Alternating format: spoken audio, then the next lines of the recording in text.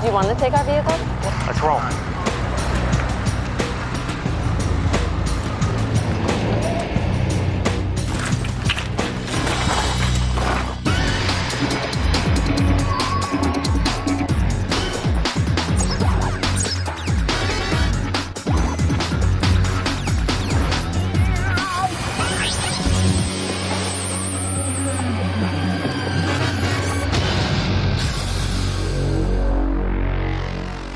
Hi, and welcome to Ultimate Explorer. I'm Lisa Ling.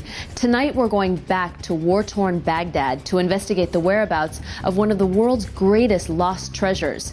It's called the Treasure of Nimrud, almost 175 pounds of ancient gold jewelry and artifacts over 2,500 years old. These remarkable jewels were put on display for a brief period of time more than 10 years ago, but have been missing from public sight ever since. Just how important are they?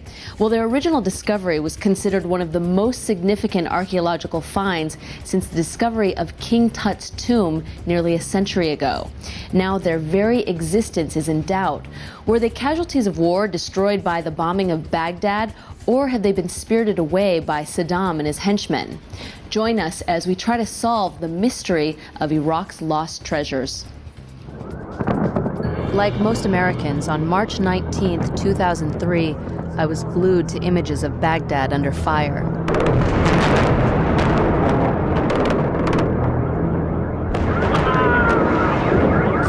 I'd actually been to Baghdad in the mid-1990s, but nothing I saw then prepared me for this.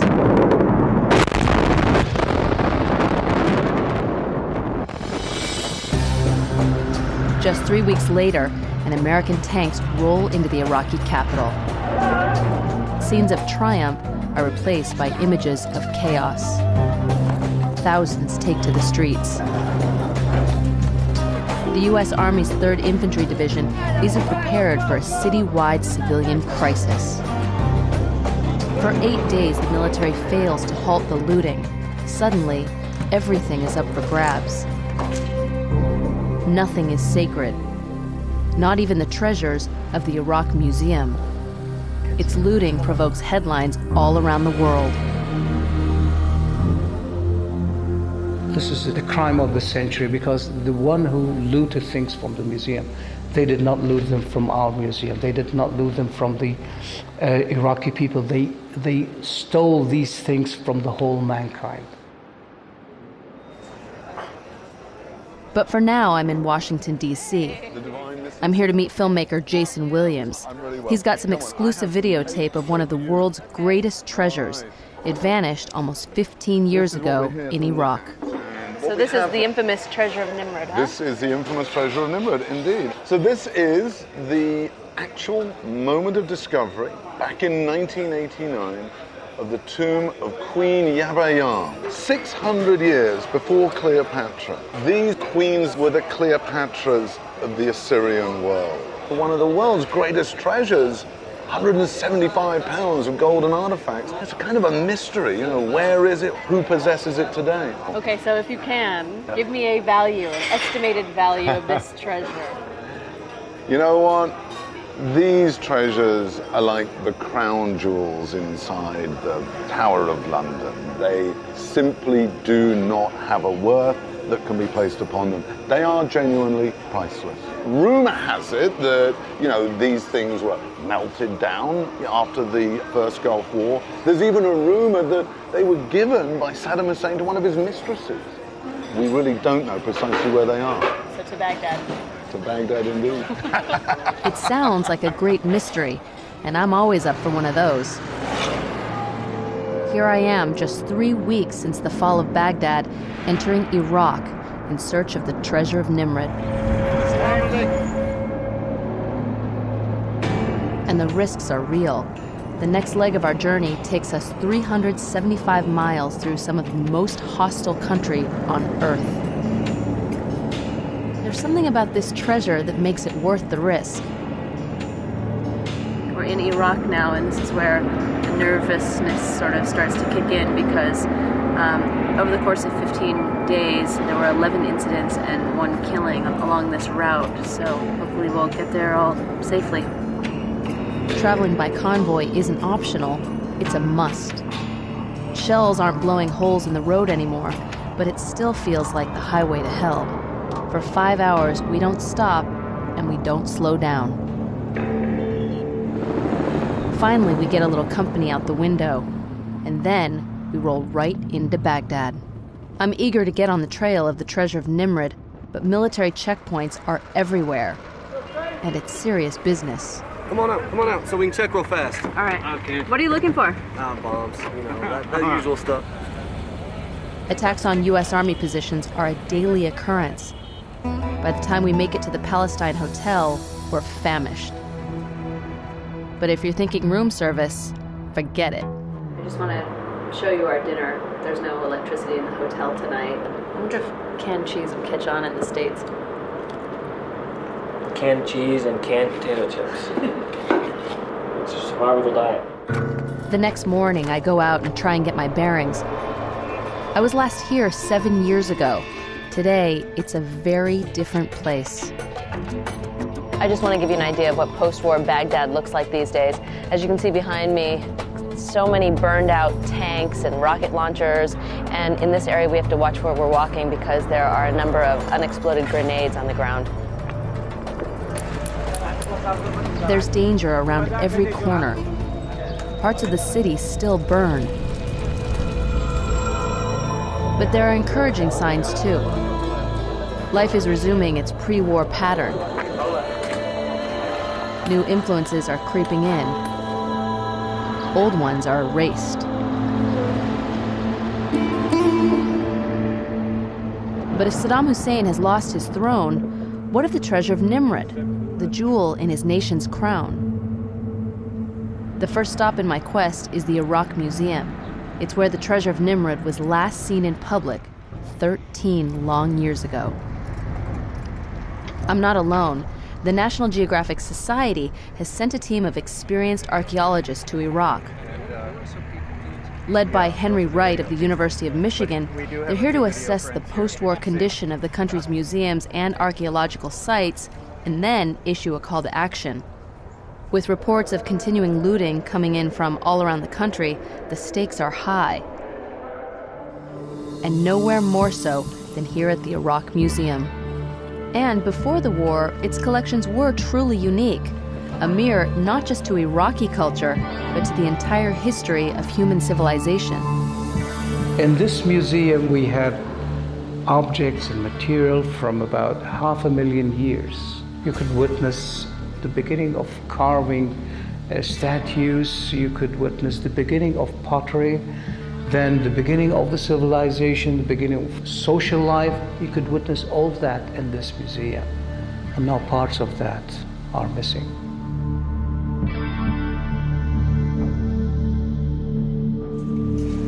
Donnie George is a 25-year veteran of the Iraq Museum.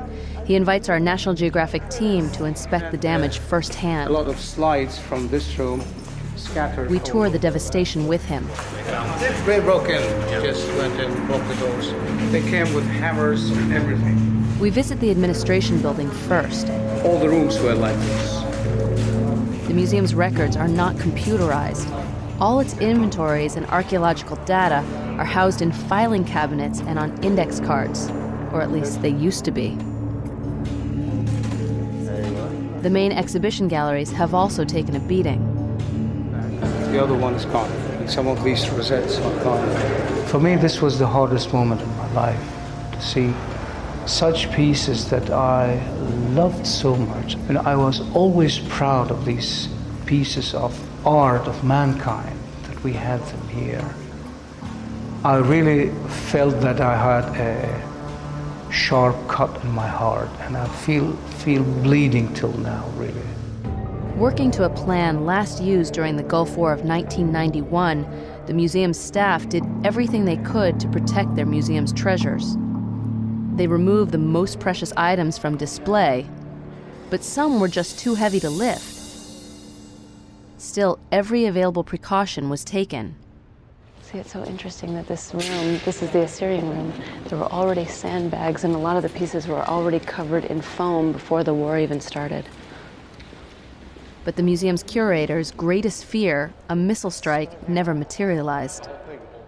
Instead, it was their fellow countrymen who did the greatest damage. Oh, that's that piece. The head is a saleable item, but why to do this? To do this is just sheer vandalism. The destruction has left the museum staff badly shaken. Donnie feels the American forces have a lot of explaining to do. I talked to the man who was here when the looters were outside the premises of the museum. And he ran to an American tank and he begged them just to move the tank to protect the museum. But simply they said, we don't have orders. The soldiers who guard the museum are the same guys Donnie George blames for allowing the looters to carry on unchecked. Their commanding officer, Captain Jason Conroy, sees it very differently. There are people who say that not enough was done to protect the museum, that perhaps a tank or more should have been posted outside of the museum to protect it. How do you respond to that? I mean, we were fighting a battle just to seize the intersection at the time. Like I said, this was being used as a military defensive position. All the buildings around it were being used as military defensive positions. What would have happened if you had stationed a tank or multiple tanks around this area? I mean, one tank, there's no way one tank could have come in here and held this ground. There were Saddam Fatahim in all the buildings around here, Special Republican Guard soldiers, and Ba'ath Party militia with anti-tank weapon systems, RPGs, and AK-47s shooting from all these buildings in this area. There are no signs of forced entry. It's not only the men of the 3rd Infantry Division who now call the museum home. All along here we found parts of AK-47s. Meet Colonel Matt Bogdanos, Golden Gloves winner, task force coordinator, and the assistant DA in Manhattan who tried to put P. Diddy away. Now she can get up on the tank. Matt is not your average Marine. Chicken. Wait, hold on. Oh, that's great, isn't it? Yeah. Shokran? No, one. If Matt didn't exist, the Pentagon would have had to invent him. That's because Matt has an MA in classical studies from Columbia University. An individual fired an RPG. The museum that once housed the treasure of Nimrud is now a crime scene. Matt's mission is to sort it out. His full job description: to find out what was stolen from the museum, alert Customs and Interpol to the losses, and yes, to recover them. His hand-picked team works and lives on site, along with an elite unit from Immigration and Customs Enforcement. Come back here. This is where U.S. investigators have sort of set up shop. They work and they live here. As you can see, all these cots set up. And they combine the efforts of the Army, Marines, Air Force, and Customs. It's a multi-agency task force. This is where it all happens. This is the nucleus. Early press reports spoke of 170,000 objects missing. Matt's discovered this simply isn't true. So have you determined what has been stolen? Yes, we've determined, certainly from the public galleries they're walking through now, we have determined as conclusively as we can that there were 46 items originally missing from the public galleries. 9 of those have been recovered to date, so there are 37 items still missing from here. Thank you. But Matt's not willing to call his investigation quits. He knows he still doesn't have the whole picture. Please be careful, you are stepping on potentially thousands of years of history. To enter this trashed room is to take a step deep into biblical time. These broken remains belong to one of the most famous objects ever excavated. It's the golden harp of Ur. Discovered in 1929, it was unearthed at the ancient city that, according to the Bible, was Abraham's home. Vandalized by looters, its gold bull's head has been stolen. Inlaid gold and ivory. As you can see, it is now in several parts. The head itself is a copy. Matt's learned the original head was removed many years ago. What he doesn't know is that it was last seen with the treasure of Nimrud, and that its present whereabouts remain a mystery. Matt's to-do list is about to get a whole lot longer. The crown jewels of Iraq are missing, and he needs us to help him find them. Thanks to a tip from Ultimate Explorer, Matt Bogdanis has joined the hunt for the greatest treasure ever discovered in Iraq. Here we have pictures of the treasure of Nimrud. These stunning objects once greeted visitors to the Iraq Museum, but for the last 13 years, their precise whereabouts has been a mystery. The whereabouts of this treasure right now is not definitively known. Clear, that's absolutely correct. In fact, we've learned from our sources that the treasure may have been moved to a vault in the central bank of Iraq in the fall of 1990. When Matt suggests we scout the central bank together, we don't miss a beat. It's 105 degrees and getting hotter by the minute, but right now, it's Kevlar time. There are a lot of automatic weapons in Baghdad these days, and it's not just the good guys packing heat. Let's roll. Nobody, least of all Matt and his team, is taking any chances. And Matt's team is very serious. Counterterrorism specialists, they routinely operate in some of the most hostile of environments. Next stop, the Fort Knox of Iraq. Which building did you come to? Okay. Our guide is one of the last people to have seen the treasure of Nimrud. He's the museum official who took it to the bank.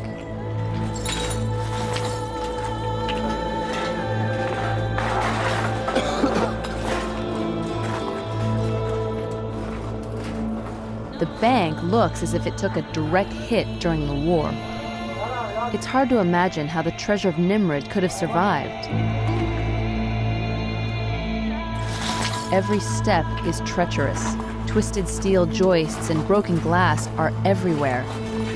At any moment, falling debris could trap us, or worse.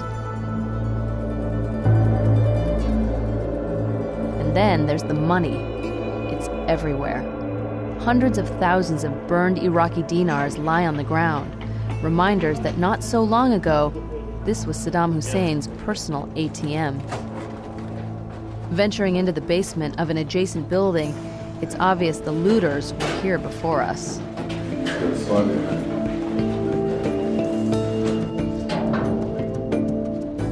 Records are trashed. Doors forced. So somebody was trying to break into it. Okay. It's pitch black, as you can see, and if you can look on the ground, everything is completely charred. The air is foul from fire and smoke. I can't make out the ground beneath my feet.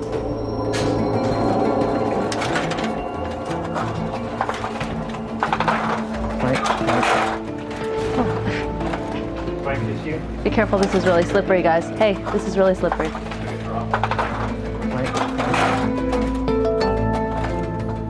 There we go.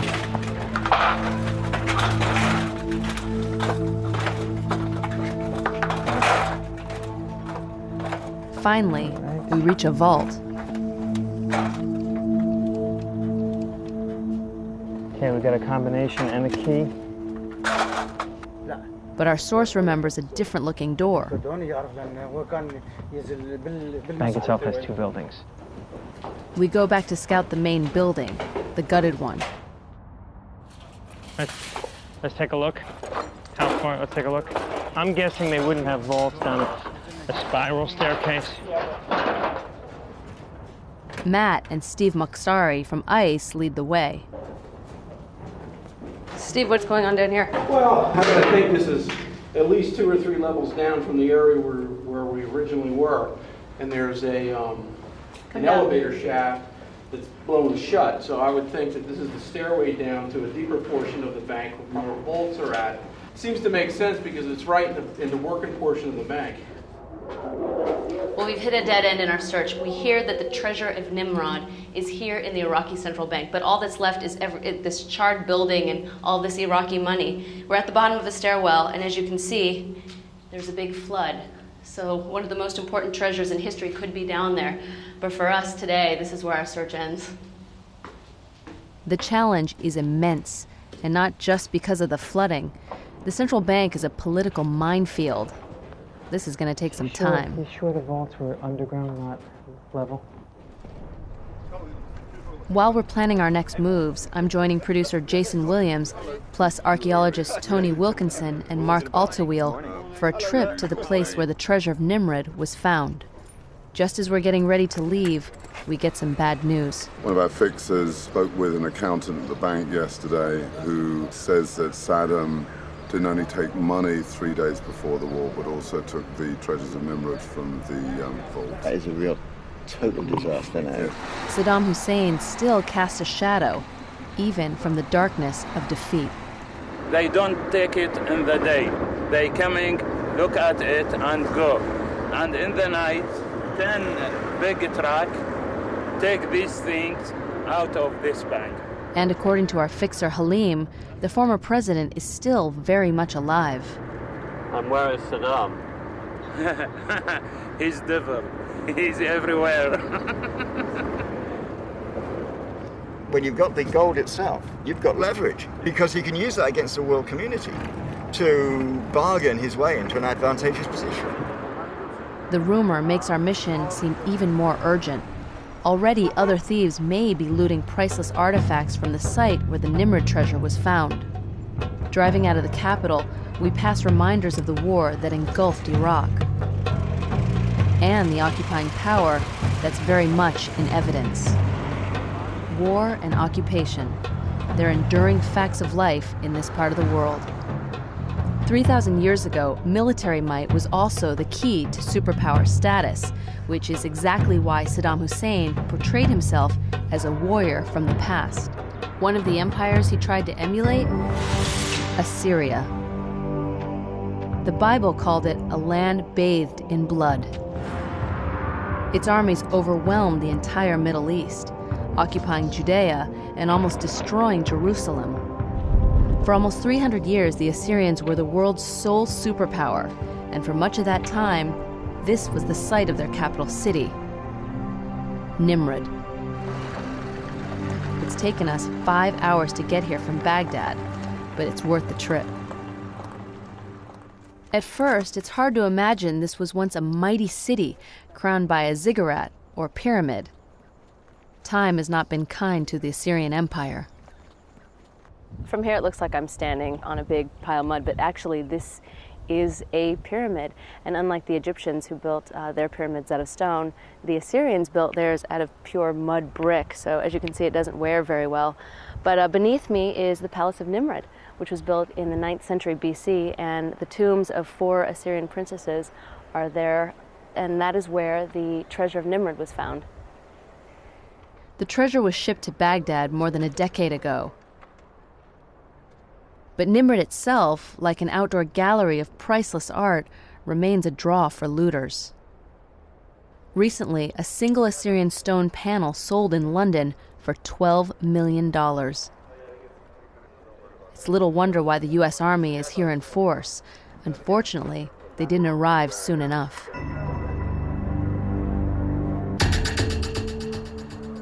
This is the ancient city that gave the treasure of Nimrud its name. Today, it's guarded by a unit of U.S. Army troops. Unfortunately, they were sent in only after a shootout between looters and guards. We were told to come out here and guard the site. Because there was some looting here. Right, there was looting about 3 or 4 weeks ago. This is locations of the stuff. I wanted to take points in here, like GPS points, so we could get this on a map, you know? Right. We could get some, document some real damage here, like in a more scientific way if possible. Yeah. Dr. Muzahem Mahmoud is the chief archaeologist at Nimrud. His voice breaks when he remembers the looting. Yes. This pieces was looted. Thieves attach our guards, and by using weapons, stolen these pieces. So this entire piece was removed? Yes, covered this place. Do you think they knew what they were? Of course. What they were looking for? Yeah, they knew.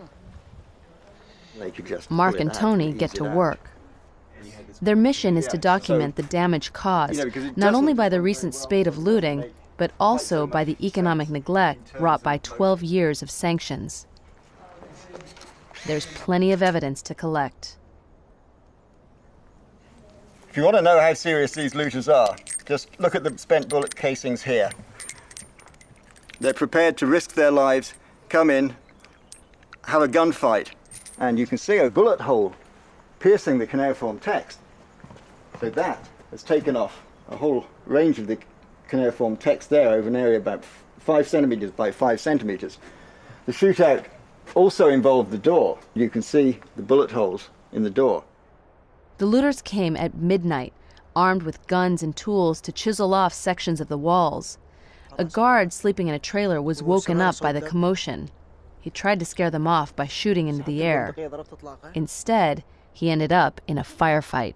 Then next thing you know, about 5 minutes later, he noticed some guys coming from up there, and they started shooting him from that area of the courtyard. So at that point, he was out of bullets.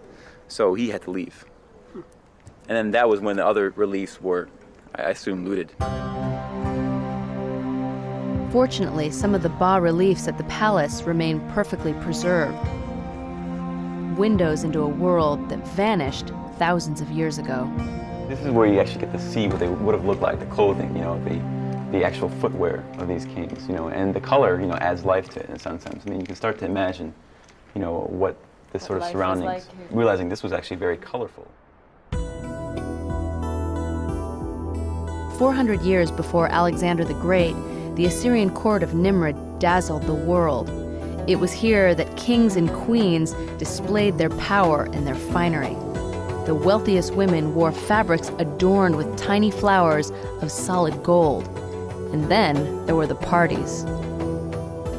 One queen co-hosted a spectacular bash for almost 70,000 guests. It lasted for a week. None of these queens, nor any of their treasures, would have been known to us were it not for the sharp eyes of Iraqi archaeologist Muzahim Mahmoud. It's 1988. A team of Iraqi archaeologists makes the first in a series of astounding discoveries. Over the course of 3 digging seasons, they unearthed the final resting places of the queens of Nimrud. 175 pounds of solid gold bracelets, earrings, necklaces, even a crown are unearthed. A ring still adorns a finger bone. An amulet still encases the forearm of a long-dead queen. When you first found this tomb and found the treasure of Nimrud, how did you feel? I am very glad and surprised when I saw a lot of gold in front of my eyes. I cannot believe my eyes. This is the first tomb I've ever been in. I may not know where the treasure is, but I'm getting closer to understanding something of its power and importance. Wow.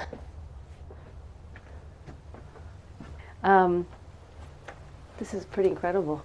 This is the sarcophagus, and her head was on this side, and apparently her body was adorned in gold jewelry. And this is where the curse was. So when you first found this tomb on the wall, it said, whoever finds this cannot touch the gold, otherwise he will be cursed. Yeah. You found it. Yeah. And removed it from the tomb. And now I am in diabetic. Oh. Instead of being cursed, Dr. Muzahim was rewarded with the discovery of a total of 4 royal tombs. The quality of the workmanship discovered here would not be matched for centuries. For Mark and Tony, this is just the first stop in a quick survey of archaeological sites in northern Iraq. The rest of the National Geographic team is also hard at work down south. Mark and Tony are staying on, but we need to return to Baghdad at once. The city is abuzz with politics and intrigue, and our search for the treasure of Nimrud is in constant danger of being derailed. In fact, what happens next is really quite amazing. We've been given the authority to pump the bottom level of the bank, so we've rented this massive pump, and it's going to begin very soon. It's not so easy. The big pumps turn out to be too big, so we trade them in for a smaller, more maneuverable sump pump. Wow, this guy is wearing bare feet. What's he doing? After a few false starts, we're in business. Well, almost.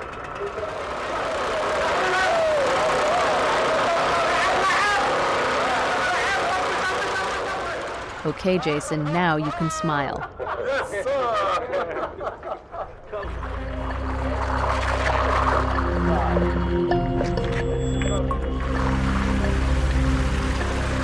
Our crew is running back to check the water level because we really don't know how deep it goes down.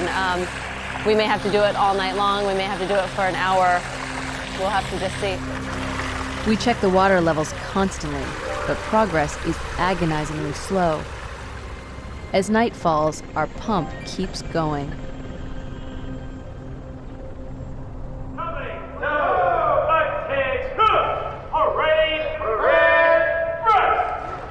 Another day for the troops guarding the bank.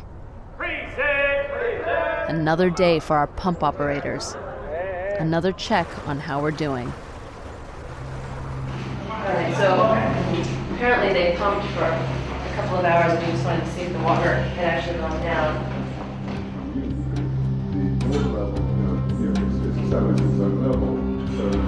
It has risen. Now this was under the water and now it's exposed. There's either a water main break or someone has opened a valve and is deliberately flooding the vaults. So it could be river water coming in. It could be, we don't know. It's not good news. So we pumped for 2 hours and we have reduced the water level by 0. We're beginning to understand the full magnitude of what we're trying to do. There are 2 basement floors beneath us. Both are completely submerged. Looking for lost treasure in the central bank of Iraq is proving to be as difficult as finding the antiquities stolen from the Iraq Museum. But Matt Bogdanis, the Marine colonel in charge of investigating the museum looting, has had some lucky breaks. Here we have some of my absolute favorite pieces. This is late 6th millennium BC, roughly 7,000 years old. This one here. In fact, over 1,000 missing items have been returned. Turns out some of the looters weren't really looters at all. One of the earliest freestanding statues, a Sumerian piece. Instead, they deliberately took items from the museum to save them from the mob. This is back also. How did you get these back? Each and every one of these came back through individuals either coming up to the gate or someone coming to the gate and telling us they knew a friend, and we'd get them to return these items to us. Do you think these things that were removed were returned by the people who did it? One of the upsides of the no questions asked policy is it promotes people to turn the things in.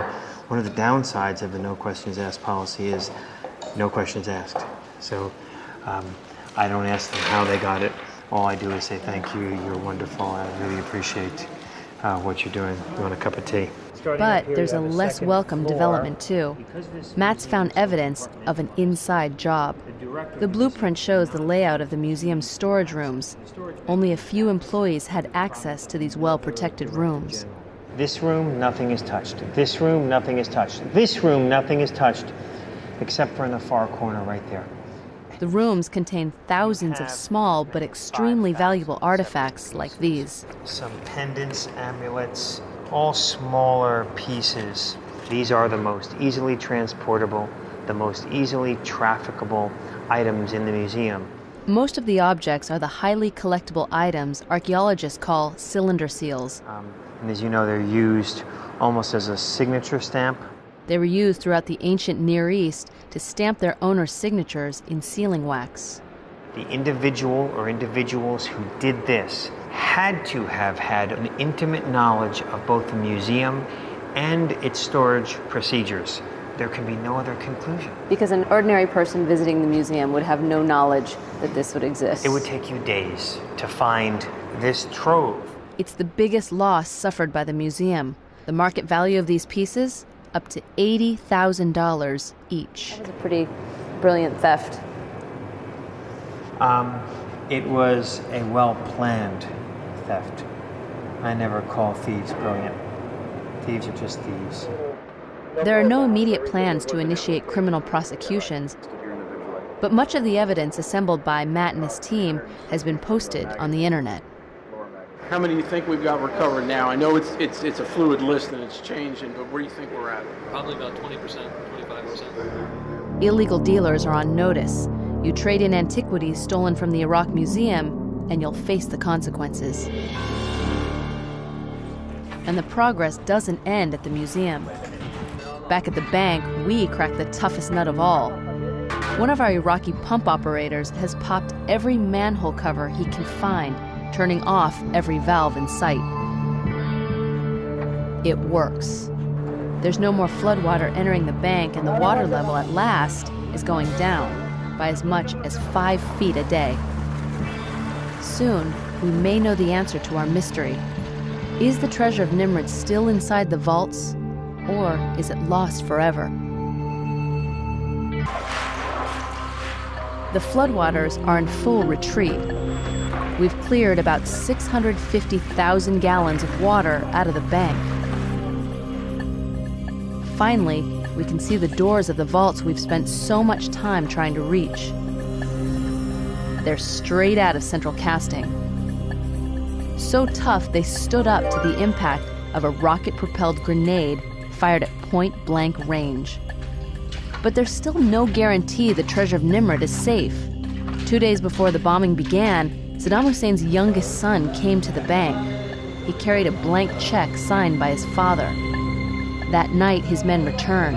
Saddam's final withdrawal was an unknown quantity of gold, plus a cool $800 million in cash. But did he also take the treasure of Nimrud? Bashir is a bank employee and a witness. What did he see being taken from the vault? ما شفتك من الخزنة. ما فتحت هنا بس هذول كانوا مفتوحات قدام Yeah. بس 3 منهم مفتوحات الباقيات مغلوقات ما اعرف شنو بطنها. So when he went into the vault, he saw many boxes that had money in them that were closed. He also saw actual coffins that were open and they had layers of gold bars. So real inside coffins. And he's seen gold bars about that size. Okay, and so in the load that Qusay and his people allegedly took out of the bank, did you see any museum pieces or the treasure of Nimrud? هل شفت أي شيء من المتحف خاصة كنز نمرود? You saw nothing from the museum. If Bashir's right, our search may not have been in vain. Beneath the street, the cleanup continues. Our search for the treasure of Nimrud has also had a remarkable, if unintended, consequence. Behind these bars is nothing less than Iraq's Federal Reserve. Millions of dollars and 40+ billion Iraqi dinars. Now, thanks to our pumping operation, that money is flowing into the Iraqi economy. According to bank officials, it'll be enough to meet the nation's payroll for 3 whole months. We need this money to pay for the salaries. Even it was have some water, but we use it because there is no other solution. The flooding was a big issue because it meant that we couldn't access a lot of the dinars that were located in the flooded vaults. And so thanks to you guys, we've now been able to open up the vaults, clear out the water, and access the sacks.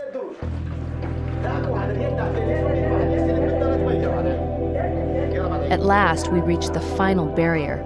Behind this steel door is the vault where we hope the treasure of Nimrud is still stored. Did Saddam steal it? We'll know soon enough.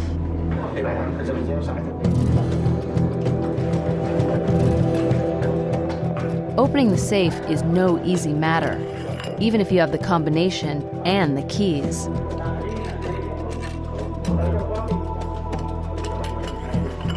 access is tightly controlled.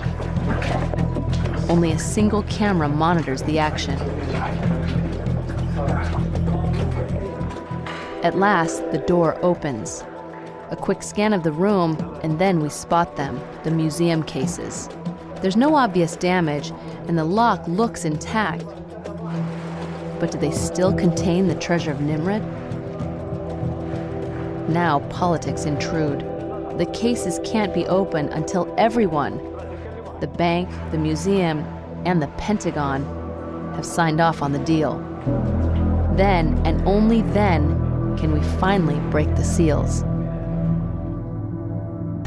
I'm now joined in the studio by the man who got me into all of this, my producer, Jason Williams, the obsessed Jason Williams. All right, when we were there, they would not open the boxes. So what happens next? We left essentially on the edge of our seats like everybody else. We did not know what was going to happen next. We had one last best chance. And I went to one of the investigators and said, would you like to take a camera? They did. They took a camera with them into the vault, and National Geographic now has those images. That's right, and this is what they found.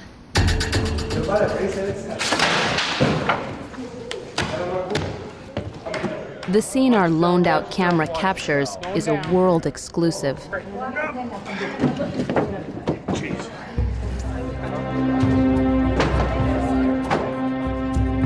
The museum cases need a little persuading before their contents can be revealed.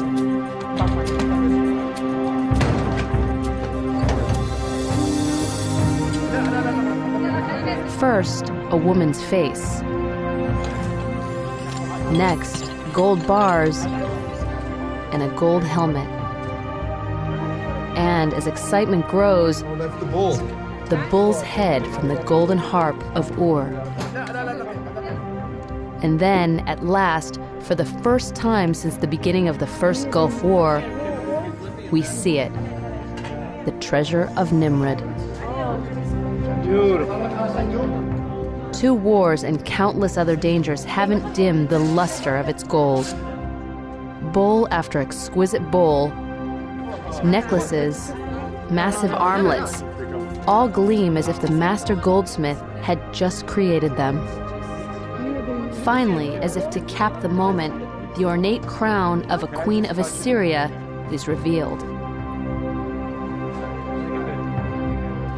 The treasure will be displayed at the Iraq Museum, an emblem of the glory of ancient Iraq. Pretty incredible moment, huh? To learn more about National Geographic's archaeological expedition to Iraq, go to nationalgeographic.com. And that's it for this episode of Ultimate Explorer. I'm Lisa Ling. Thanks for coming along.